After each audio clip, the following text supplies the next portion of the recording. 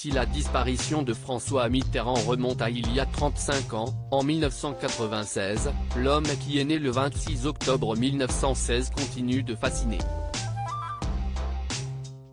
Une journaliste du Monde, Solène de Royer, s'est intéressée à une relation très atypique de l'ancien président de la République, survenue à la fin de sa vie, entre 1988 et 1996. Dans le dernier secret paru aux éditions Grasset, elle raconte l'idylle entre une certaine Claire et le politique, survenue à la fin de sa vie. Bien que la différence d'âge entre les deux personnes, 50 années, hante la lecture de l'article, leur relation est captivante.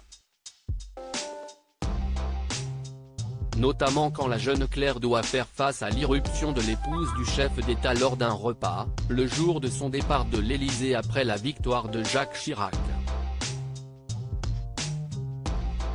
Les faits se déroulent en 1995 et l'état de santé du président Mitterrand de 79 ans s'aggrave de jour en jour. Claire est une étudiante en droit et fréquente depuis plus de 10 ans le dirigeant français. Lors d'un déjeuner où il apparaît plus fatigué que jamais, aux côtés de la jeune femme. Siesti alors que le maître d'hôtel de l'Élysée lui annonce que la première dame de France et mère de ses 3 enfants, Danielle Mitterrand, souhaite se joindre à lui. Une scène embarrassante alors se déroule. Claire serait dit. Siesti trop tard, Danielle est déjà entrée. Elle s'installe sans un mot pour elle, sans un regard. Le couple évoque les 14 ans qui viennent de s'écouler, passés si vite. Quand Danielle les quitte, Mitterrand et Claire vont s'asseoir un moment dans le canapé, mais le président est épuisé, gêné par ce repas à 3 qui vient de s'achever.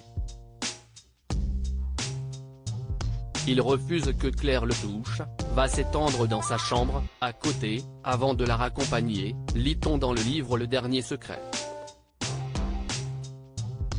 François Mitterrand est mort le 8 janvier 1996 à 79 ans, des suites d'un cancer de la prostate, dans son appartement de fonction du 9 avenue Frédéric Leplay, dans le 7e arrondissement de Paris, immeuble où réside également Anne Pinjot. Elle était aussi l'une de ses amantes clandestines et est la mère de la fameuse Mazarine.